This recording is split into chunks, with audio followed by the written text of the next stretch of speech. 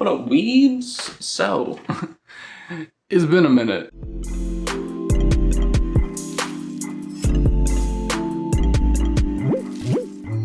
I'm sorry. I'm bad at doing things, really, is the bottom line. But I'm trying to get back into it. You know, I've talked about this several times before on the channel. And so this is that. This is the start of that. I was going to do a 3-episode rule video this week, and then things got out of hand, and I'm going away this weekend. So hopefully when I come back, I'll be able to make that for you. But instead, I was like, how about I do this video?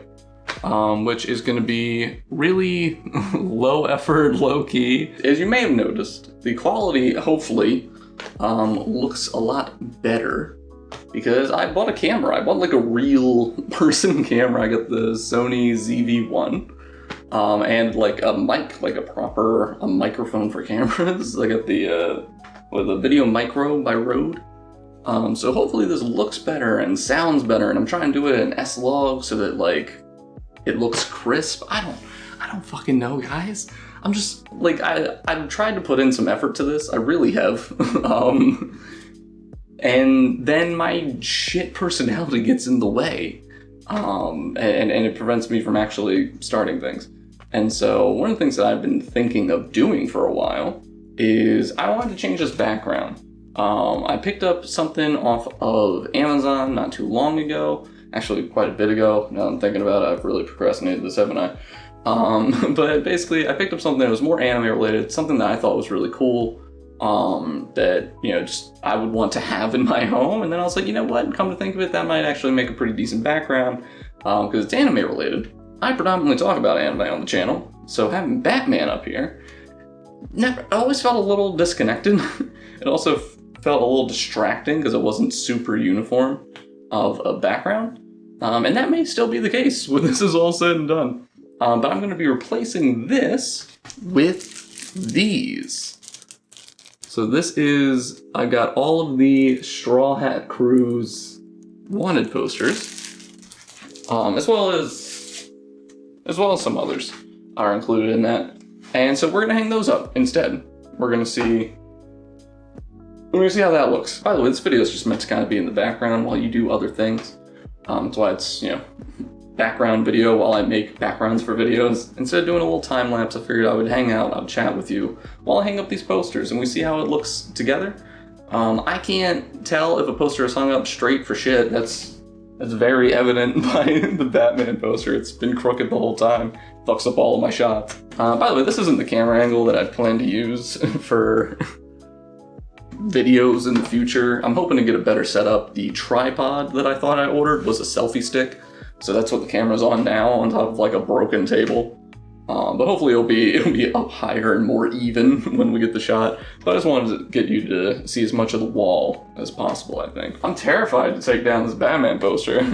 But this is the poster I got for going to the midnight premiere of The Dark Knight Rises with a bunch of friends of mine back in, was that high school or had we already graduated? I think we already graduated by that point, because it came out like the summer after Avengers, right? So we did the Avengers marathon too, me and that crew. But we went to the marathon, like leading up to the midnight release. So, it showed all 3 movies. And I thought that was super cool because I was a big fan of The Dark Knight. I loved The Dark Knight. But I didn't really remember Batman Begins too much, honestly, at the time. And the 3rd movie, one of the things I've always thought was really cool with it, even though it's not like the perfect movie, it's not great, it's not phenomenal or anything, the tone is entirely set by The Dark Knight. The Dark Knight sets up like the tonal universe, like what's kind of going on in the background, how the characters feel. But the Batman Begins is where like all the story comes from, the background for all of that.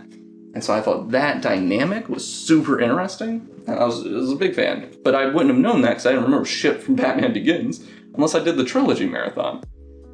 And that was really cool to me. So that was a fun night, that was a good experience. And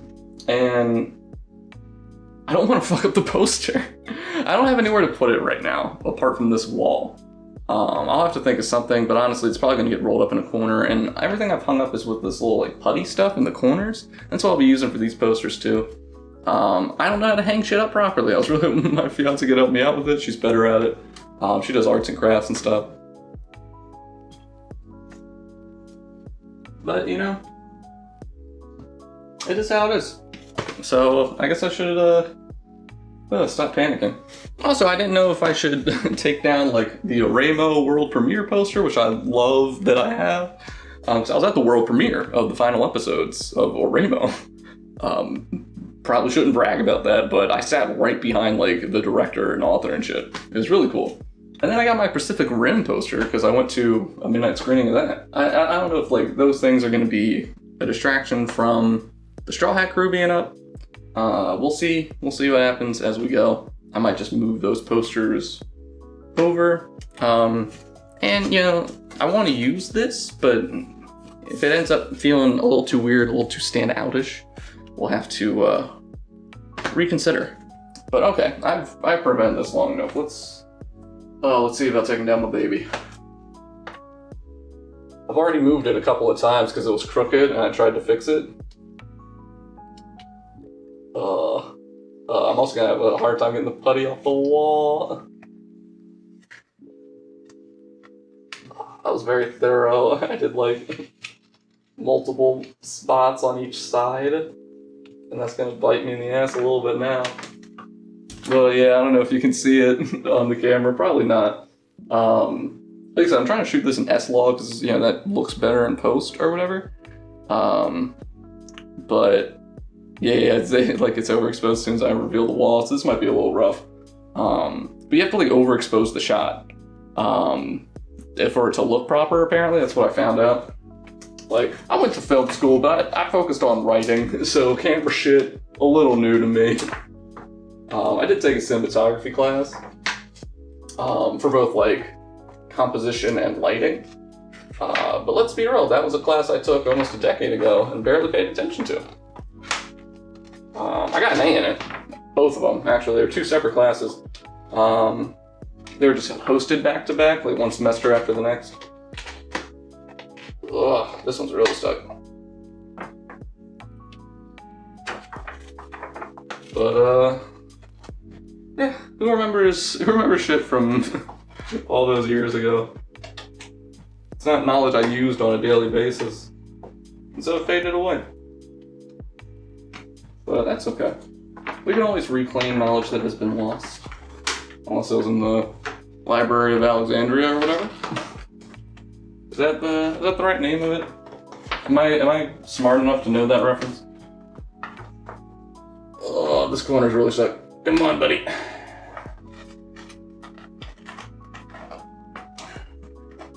Come on. Oh, man. Yeah, it's like really stuck on the corners here. Ah, me. And now I got like the whole weight of the poster pushing in on me. So I don't want it to like rip. Maybe it's like a focal point of pressure. Oh, alright, we did it. It's gonna take me forever to get the tack off the actual back of the poster. Let's see if I can get... Yeah, you can see all these little blue sticks. They're kind of like dangly bits right now. I think I'll just go put this in the bedroom for now. I don't know if this is the intended tool, but my fiance pulled this little thing out the other day. I don't want to fuck up the walls, obviously, but I just kind of need to get some of this off. I think this is a putty knife. Not that I've ever fucking used one. Like, I don't know how big the appearance of giant fucking nerd comes through on the camera, but your boy, not a man's man. I like to do simpler things. Alright, I suppose simpler isn't the right word either. I don't know. Like, I'm part of the generation where, you know, like our dads kind of knew how to do everything, and you know, we were told, hey, go out, talk to your dad, you know? He's out there working on the car, go rush up against him or whatever. And I didn't want to do it. I always thought that sucked dick. And it did. It wasn't fun. It wasn't something I was interested in. And at the time I didn't understand that it was a skill I would need eventually in my life. Furthermore, anytime I went out, I feel like our parents' generation, or at least my parents' generation, their parents taught them shit like that. They're like, listen, you need to learn this, sit down, I'm gonna teach you. I learned how to hold a flashlight wrong and get yelled at. That's about as far as my understanding went. I'm pretty sure that's a John Caparulo bit. He's a comedian. But it holds true to my life as well. And when I was growing up, I was the smart kid in family for the most part. Like, I did well in school. Not at first. At first, I was a real piece of shit. I had anger issues. I was, getting in fights, and I got suspended twice in kindergarten. To put it mildly, and it took a while, and it took a teacher who really, really cared about me and really helped me out.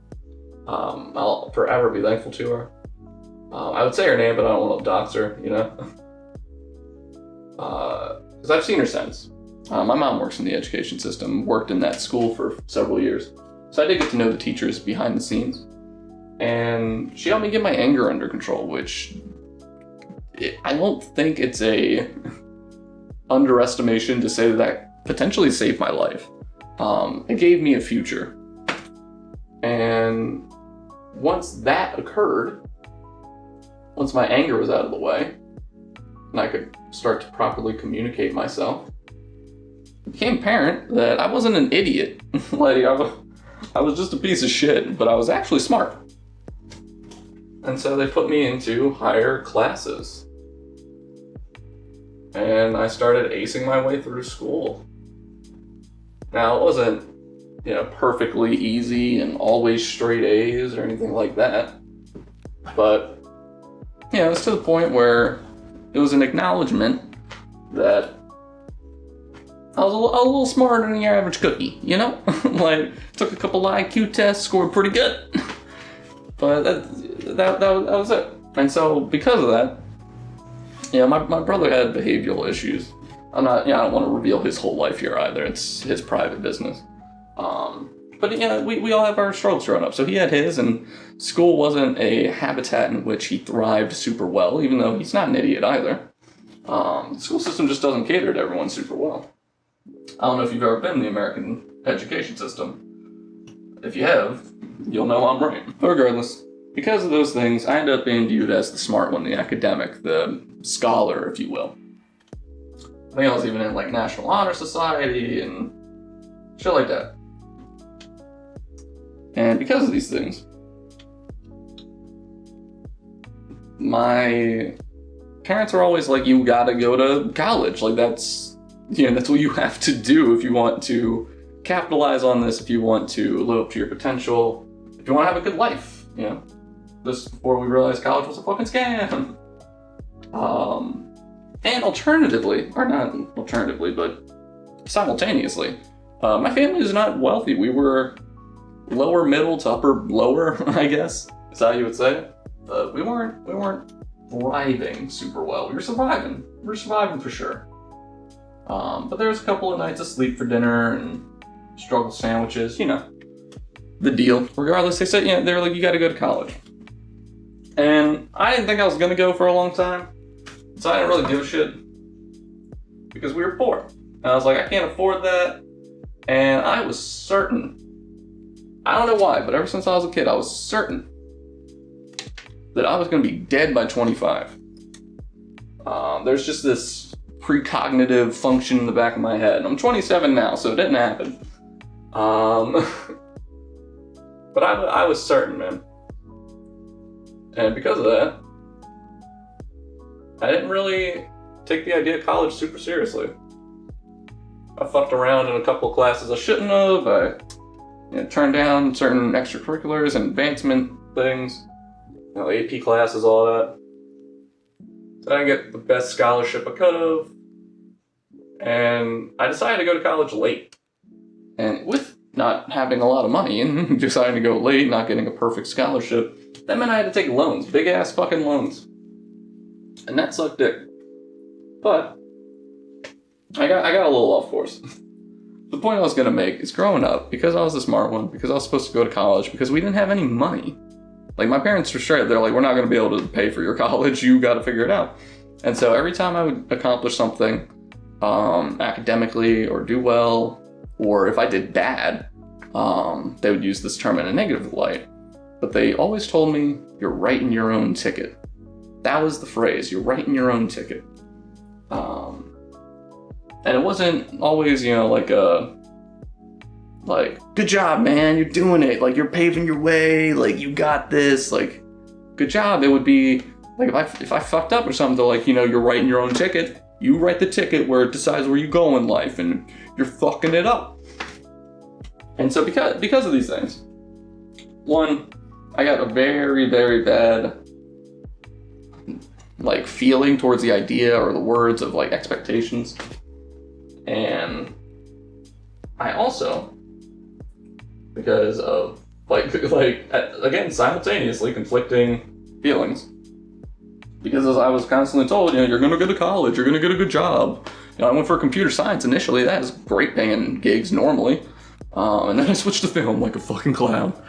But the idea back in the day was you go to college, it gives you a good job, you make a good living. And because of that, if something goes down, if you need to do something around the house, if you need to paint a wall, if you need to fix a car, if you need to do any of that, you pay someone to do it because you have the money, so you don't need to know it. And that became my trap. Because while I didn't think I was going to go to college for a long time, that was always reiterated to me. You're the smart one, you're going to go to college. One day you'll be able to pay people to do this. You don't want to do this yourself, you want to live a better life. These things were reiterated to me constantly. And as such, it worked. I didn't pay attention on how to do certain basic life things. And now I don't have that knowledge. So I hope I'm doing this right. I guess really is the bottom line. I did not expect to have to do this. I thought I was just gonna put some clay or putty on some posters and hang them up. Just go about my day. I've been here so long, and I'm hoping to get married eventually. Like I did the whole proposal thing. It took me about 7 years, but I did it. I was trying to make it perfect. I had an idea on how I wanted to do it. And then COVID happened. And as I said before, sorry if you hear my dishwasher in the background. But as I said before, my fiance works in education. She's a teacher. And so throughout COVID, she ran a summer program in the summer. She taught in the regular school year. And I became nervous every night. Watching her lay in bed and cough. Because she got it. She got COVID. I did too. She got it it hit her way harder than it hit me. But she got it. And that's scary. Because we already don't have great health, the two of us. And we're not exactly rich. So, if something really bad happens, it's not like we have a whole lot of options. At least that's how it feels. I saw that. I felt that. I became very, very afraid. And that brought me to the conclusion that doing it perfect isn't as important as doing it. And really, I had this thought. And it was quite simple. All it was I didn't want us to die and to have never been married. And so I put my make it perfect plans on hold, which involved going to another country, waiting till sunset on a cliff. Like, your boy likes to be a romantic, so like that's what I was aiming for. But regardless, so that's before I get off on too big of a sad tangent, that's why I proposed when I did. I waited until it was my favorite day of the year, good old Christmas. I ain't really religious for shit these days, but I love me some Christmas. Santa, all that shit. My favorite time of the year. Particularly I love to go to my mom's parents' house. It's my favorite place. I absolutely love going there, especially like we go there Christmas Eve. Christmas Eve at grandma's, man. She always makes the best food, best desserts. It's so cozy. You'll sit in the living room where there's usually some kind of like choir or something on the TV in the background. Just some like regular station broadcast. Always feels old as shit. Like whatever's on the TV always feels old. Sometimes it's like It's a Wonderful Life or like an old movie. But it always feels so cozy. Always feels so comfortable. They're my family. I love them. I love seeing them. I don't get to see them very often, even less so now that I live far away. Anyways, that's my favorite time of year. It's my favorite day of the year. And my favorite place. And so I was like, you know what? My fiance really loves it too. Ever since I brought her, she was like, it's so nice. I love Christmas with your family. And that made me feel good because like I hated my family for years. It wasn't until I grew that I learned to not hate certain things. I learned how stupid it was. I think that's just part of growing up. Eventually, if you're lucky, you get a chance to look back and have new perspective on old things. And with it, you're able to actually put yourself in the shoes of the people you previously observed and understand them better. Doesn't always lead to a perfect, like, everything's great and we're friends now and I forgive you. Some things just never heal. There's a song like that. There's just 1,000 songs like that, but I'm thinking of this particular one by Yumi and Everyone We Know. Great band. I don't think they're together anymore. It's like some things don't sweat out or something like that. Regardless, eventually you look back with new perspective, and I think that's the first sign where you can really feel like you grew. And so now, I love my family. I really do. I miss them. And kind of roping back into our original point, I have a tendency to go off on these tangents. I hope you don't mind. I mean, I'm in the background anyways, Just kind of talking about my life over here. Trying to hang some anime posters and scrape all some blue shit on a wall. Definitely gonna have to repaint this wall before we move. But anyway, so I was gonna propose there. I was like, it'll be Christmas. It's corny and it's super cheesy, but I was like, it's Christmas, we'll open up presents, we'll have dinner. She loves to eat. We'll have dinner, we'll have a good meal. We'll start opening up presents, and then when everything's done, I'll be like, there's one more. And the idea was to, at the time, we were really into the show Taskmaster. It's a British game show of sorts. Variety show might be a better term. I'm not entirely sure. But it's fantastic. And the general gist of it is that there is a taskmaster. He gives out tasks to each season. There are 5 like comedic personalities, talk show host personalities, whatever, that come through.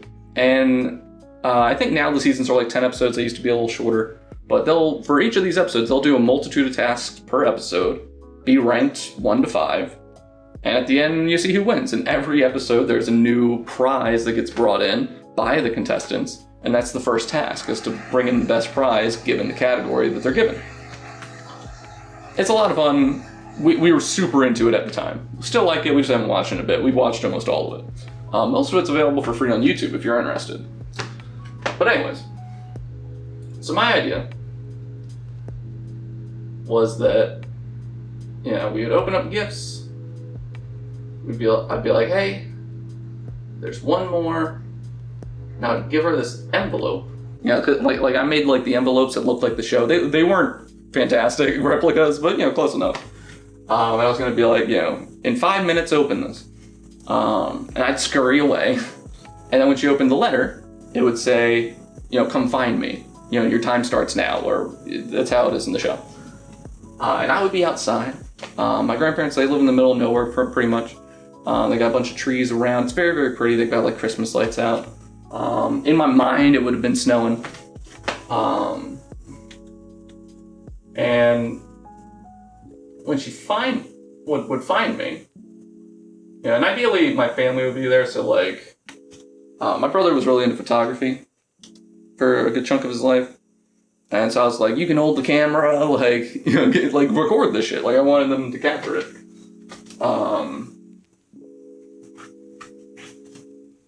And so she would come over. We'd have the recordings going on. I would hand her a second task out of my coat.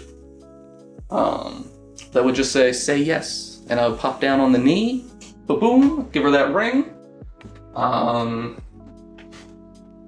that would have been it. That was the plan. That was my backup plan, and then that plan fell through like 4 times because of fucking COVID.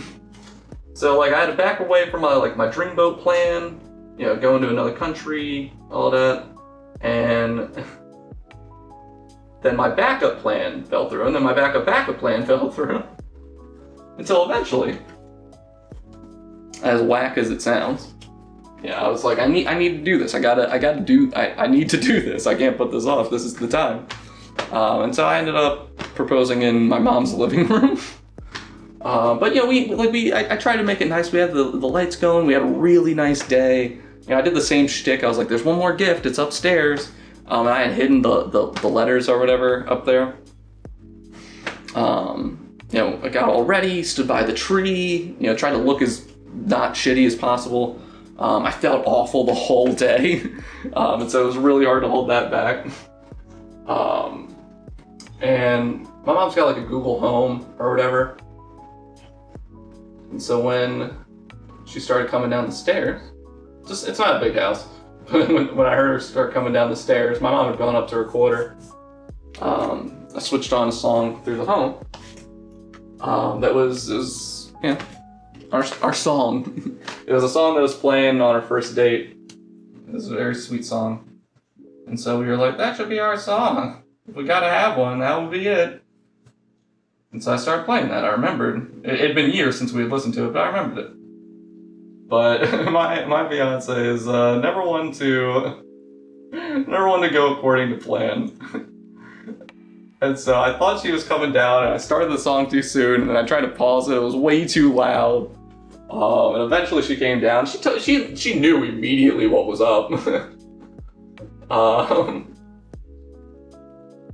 And yeah, the recording got a little fucked, and because the song was too loud, you couldn't hear anything I was saying to her. You know, because I had like, you know, your little proposal speech, and I absolutely love her reaction. Like I said, she always surprises me. I love her dearly. And this is just another in a long line of her putting my fears of pomp and circumstance to rest, I guess. Because, like, you know, I like did the knee, I like, you know, pop the ring, all that shit. And she looked at me, and she wasn't really exactly giving an answer. Like, she like paused for a bit. And she was like, well, I'd be a dick if I didn't. And I was like, does that count as a yes? Because, you know, we had been together 7 years. We've lived together for like 5, almost 6 now. So she was just like, yeah, of course. And that's forever on video. Just, I'd be a dick if I didn't. That's how our proposal went. And so, backup plans on backup plans on backup plans. Didn't work out how I thought or wanted initially, you know. But would we ever really change a thing about it? I don't think so. And once I told her my original plan, she was like, that would have been cool, but that's a bit much. We'll save that for some honeymoon shit. The reason I started all of that tangent there, I'm trying to remember my own point. We're gonna try to do a wedding, right? We're gonna try to plan that shit, do the best we can. We ain't, like I said, we ain't rich. We really ain't rich. Your boy don't really make any money. And she a teacher, so, you know, she done alright, but we ain't rolling in it. I'm really hoping this works out as soon as possible, really. But trying to plan a wedding now is a nightmare. I think 2022 is gonna be the year with the most weddings, for like, since like the 80s or some shit. So trying to get a space during that is rough. We already went through all of COVID engaged, so we're already a year behind. And then on top of that, trying to figure out, again, with both of our massive student debts and my lack of income, and then trying to plan a wedding, trying to move on top of that, like get a good place. We're hoping to move out of state, go closer to family. It's a rough one. It's a bit of a nightmare. I'm a little sad. I feel like I burned through all my talking points, and I haven't even gotten to putting up the actual posters yet. Although I didn't, have like talking points prepared. Just kind of winging this shit. Hope you don't mind. Again, that's one of the reasons I was like, I'll tell them it's a background video. It'll be less stress, lower effort that way. And that's exactly the way I tend to live. It's as little stress as possible. Few expectations, probably pertaining to the earlier mentioned conversation about my upbringing.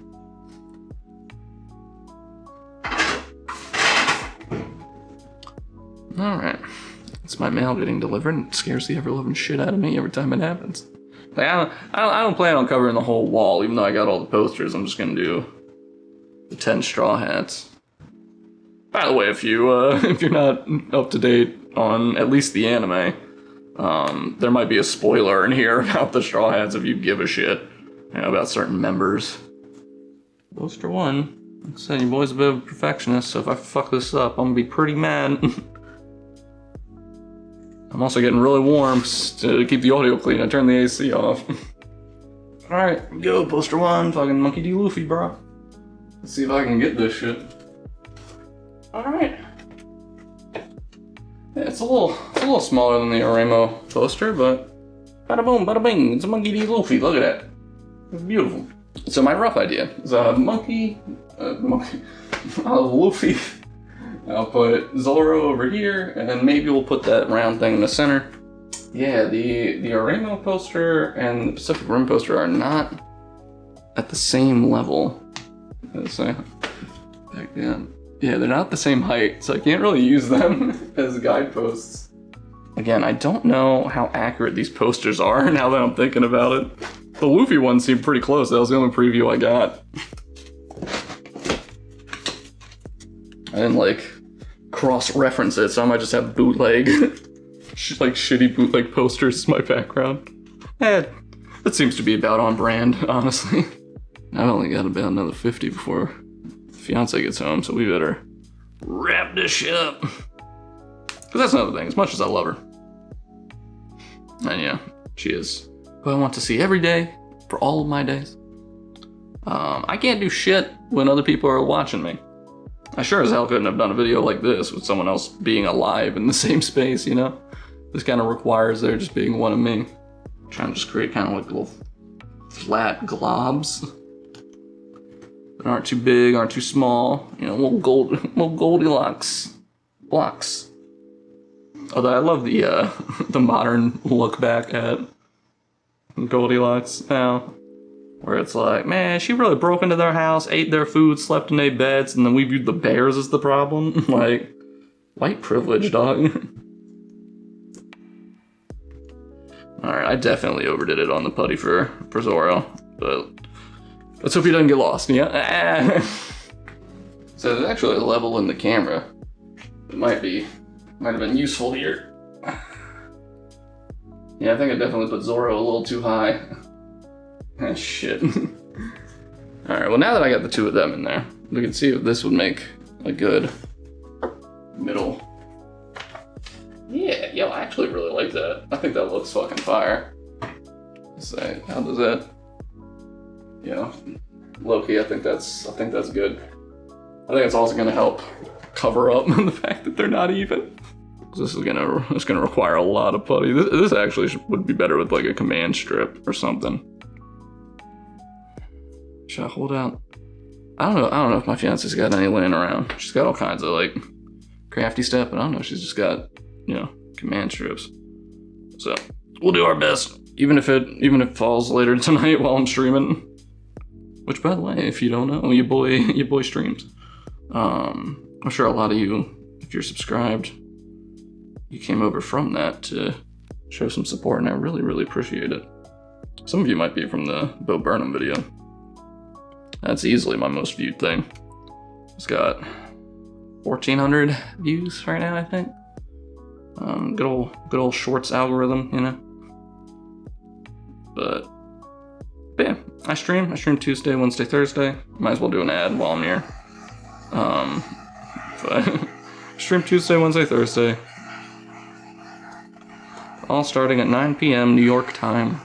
Yeah, so this is my 4-pronged approach. We'll see if this fucking goes well.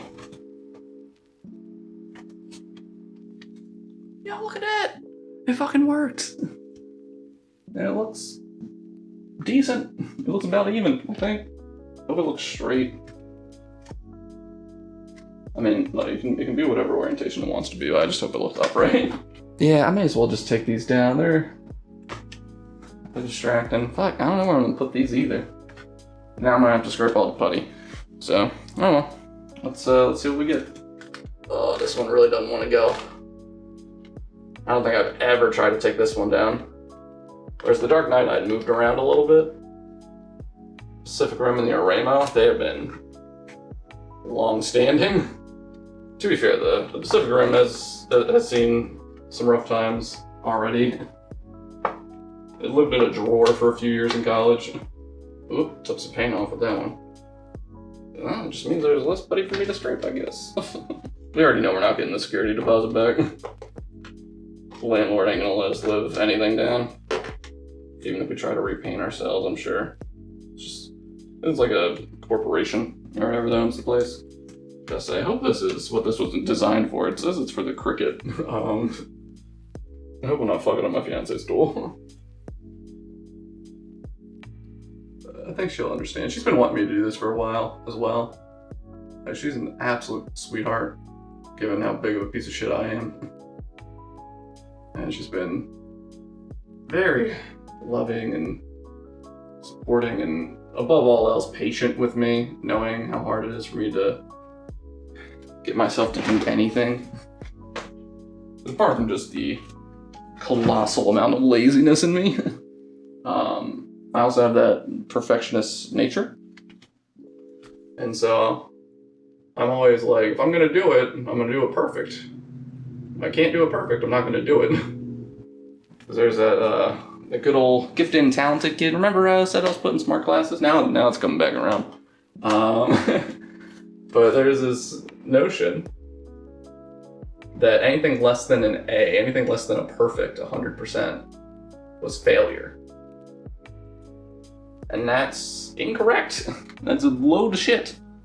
But I can't say that isn't how my brain functions. That brainwashing, teaching, whatever you want to call it, really settled in.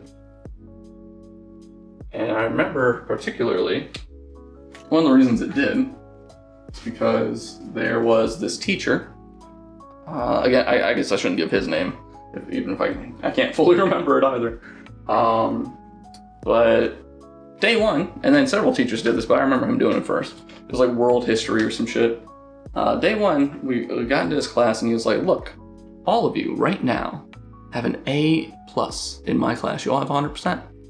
And everything that you make a mistake on going forward, everything that you don't turn in, every test that you fail, will only take away from it. But right now you're starting with an A. All of you have an A. Good job.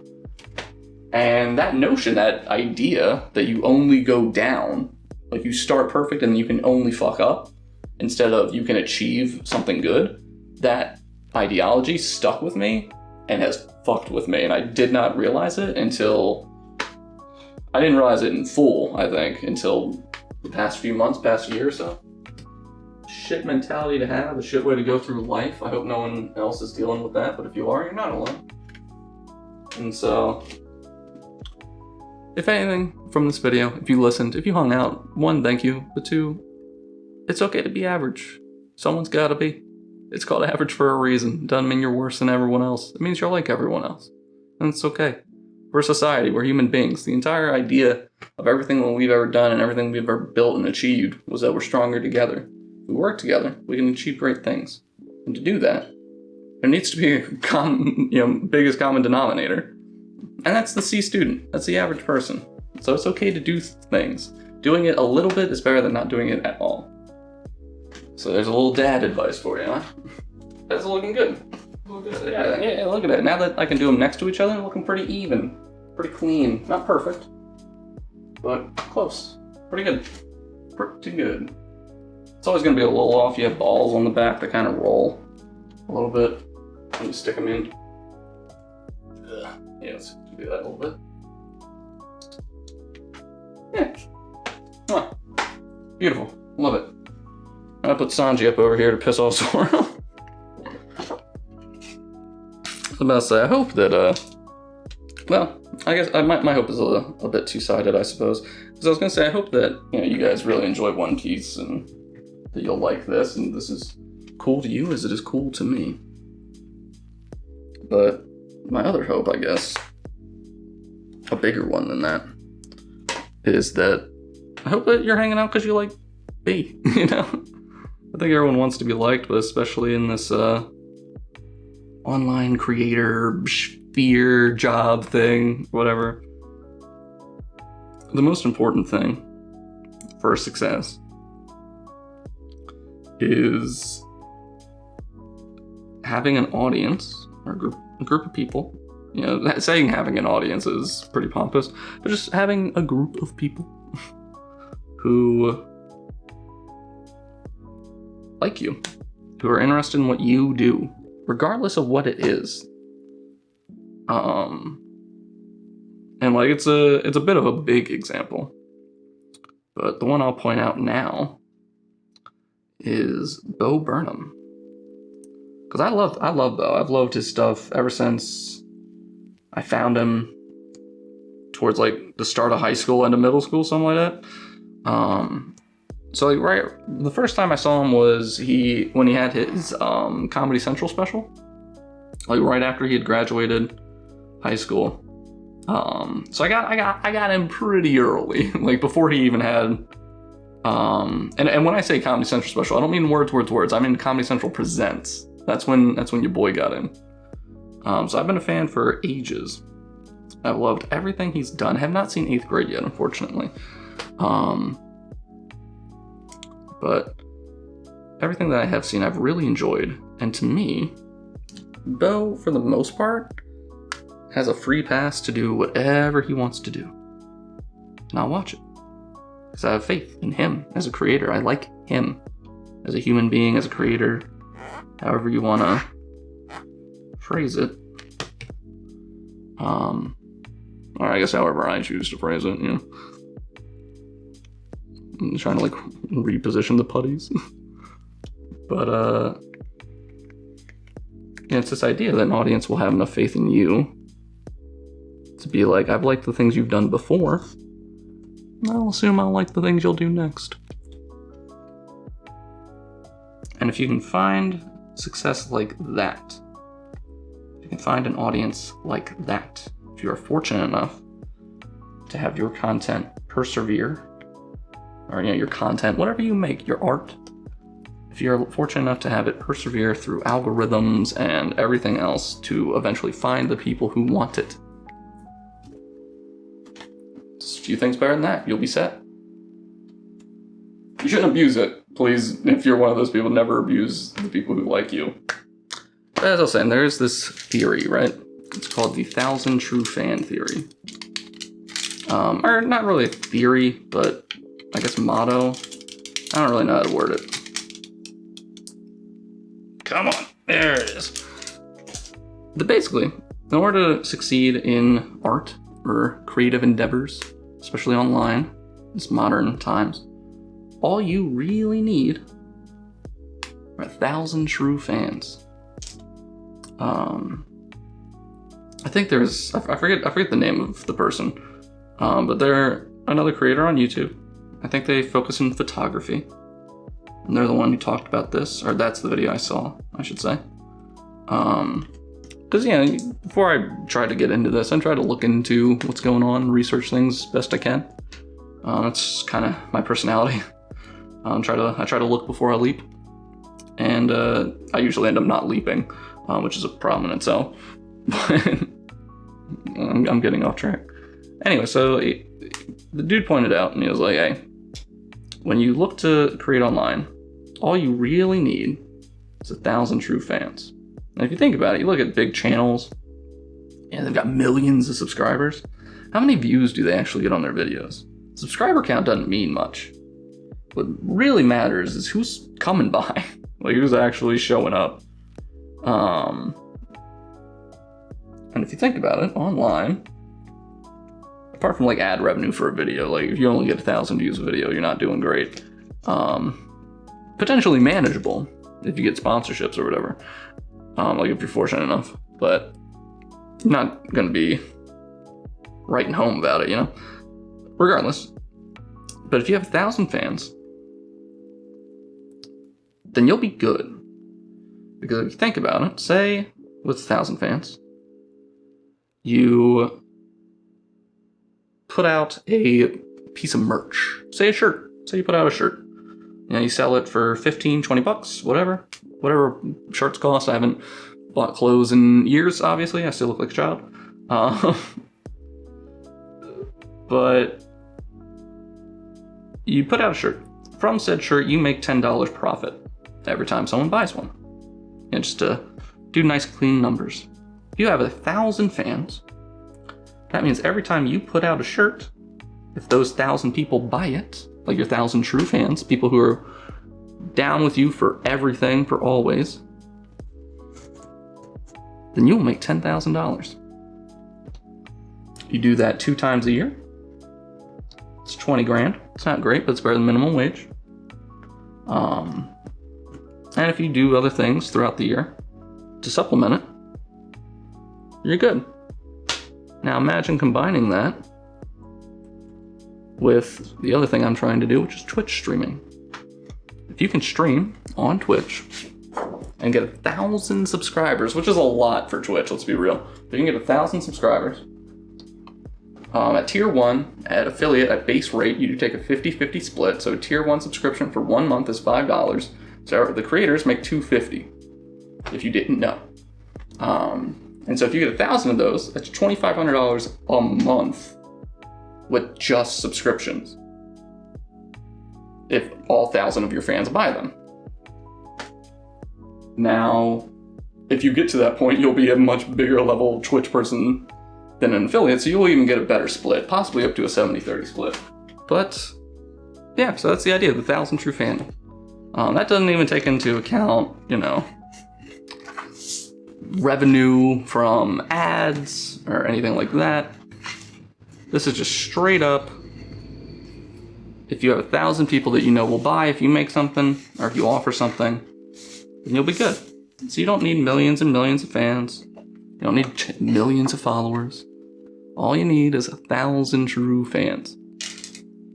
Now, finding 1,000 people who ride or die fuck with you ain't easy. Even if the algorithm's on your side, there may not be that many people who fuck with you and have the means to send some money your way. So it's not a flawless theory or algorithm or however you want to phrase it. But it is a start. But anyways, these have to stay up for a while. So I really don't want them to fall down. If they fall down, I have to like try to put them back up and get them realigned and try to get it all done just right once again. And I don't have faith in me to be able to do that like on a whim. So here we are. Trying to make sure I do it once, do it right, and then I don't have to do it again. It's not one of those little shitty, well, I guess they're not shitty, there's value to it, but that's another one of those borderline toxic mottos that I've lived with, which is, if you do it right once, you don't have to do it again. That's one of the things my dad would say about chores around the house. Because I'd fuck things up. Like, you know, if you're a kid and someone gives you a bunch of shit to do on the weekend and you don't want to do it, there's a good chance you're not gonna put in a lot of effort to do it right. You know, you're gonna drag your feet and be like, I don't want to do it. At least that's how I sounded. And if you are hesitant, if you don't want to do it at all, which is a good chance you're not going to do it right, and you're going to fuck up, and you got to do it again. And that sucks. So instead of being in that scenario, just try to do it right the first time. You don't have to do it again. That's what I'm trying to do with this. So I hope you like the booty shot, y'all. Further purchases will be available through my OnlyFans. maybe if there's a big enough demand and I got enough bills, we'll see what happens. The camera cuts out. It's probably because my fiance got home. Couldn't keep talking to you. And I mean, you can see what's going on, right? Like you'll see that this is completed. You'll see it in the next videos if you come and hang out. I really hope you will choose to do that. I greatly appreciate the company. And support and whatnot. Like, I hope you give a shit about what I'm doing here. But if not, you know, hope you've enjoyed having me in the background. Hope whatever you've been working on or stressing about went alright today. Maybe this was a reprieve and I just fucked it up by mentioning stress. But, you know, whether you're a passerby, a ride or die, a tadpole, a frog child, whatever way you're floating around in your life, you know. I hope everything goes alright for you, I really do. The world's hard enough as it is, you know. We gotta support each other more in this crazy, crazy world. I put this off for weeks, for months. So I just kinda wanna finish it out. I still need to eat lunch. I'm very warm because the AC's been off and I'm wearing a fucking hat and full clothing. I normally sit around the house in my underwear with the AC on. So this is a bit extreme. I'm ready for Survivor. That's clearly a joke. I am very squishy, don't put me out in the wilderness. That was it. That's the last of our sticky tack. So Rook and Jinbei will have to be done off camera when I get more. They're gonna fall in right over there. See that? It's gonna look good. And we'll have all 10 of our straw hats. I love them dearly. So that's it, y'all. Thanks for sticking with me. So let's get a good look at the background. Yeah, it's looking pretty good. It's not too shabby, not too shabby. So hopefully this video looks alright. Hopefully everything came out okay with the S-Log and the changing light because the day went away and all of that. Hopefully I was able to edit this down into something consumable, even for a background video. Hopefully I can get this down to 30 minutes to an hour. Oh yikes, this is like 2 hours long. But there are a few dead spaces. I can maybe cut a couple of stories, who knows. But either way, thanks for hanging out.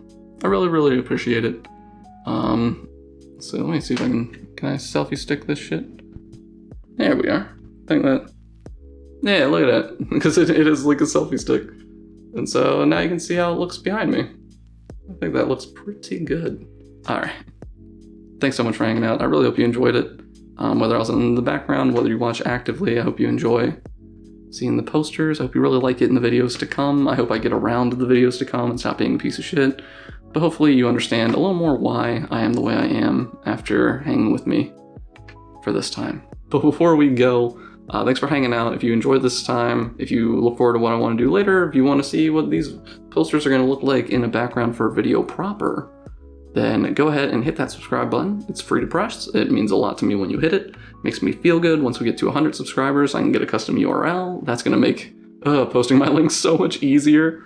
I'm going to look less shitty that way.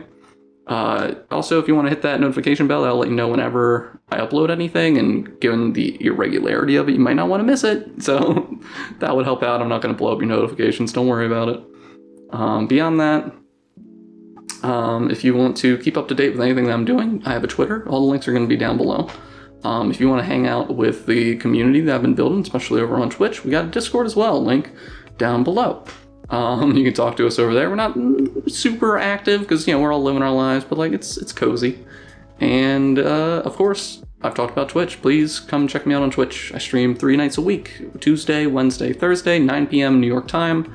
Wednesdays are our RPG days. We've been playing The Witcher 3 for like the last 6 months. We're getting towards the end of that. My hand is dying. Thursdays, like tonight, I'm doing this on a Thursday. Although the video is probably going to go up on a Friday. We do community game night, so I play marbles and Jackbox games with people live. That's usually a lot of fun. And I'm sorry, this is probably a nightmare to watch. I can't hold this straight. I have no strength. But people tend to like that, so if you want to stop by and hang out with me, feel free. And Tuesdays are kind of our random nights. We've been making like Giant Dad and Dark Souls, or we'll play Apex or do whatever. That's like new games. But all right, those are my things. Please check me out on those places. Check the links down below. I really hope this video came out all right with the new camera and everything. It's the first thing I'm doing with it. I hope it sounds okay, looks okay. I hope everything's cool. I hope I can get around doing more videos, get more used to this in the future. But until then, thanks so much for joining me. I have been Frog Dad. You have been wonderful. Don't you forget that Dad loves you. Stay weird, please. I'm gonna see you next time. He's punching me faster. I fucking believe in you. Come on. Beat that ass. Please, someone clip that for us. That was amazing. Oh my god, this dude is a fucking hero.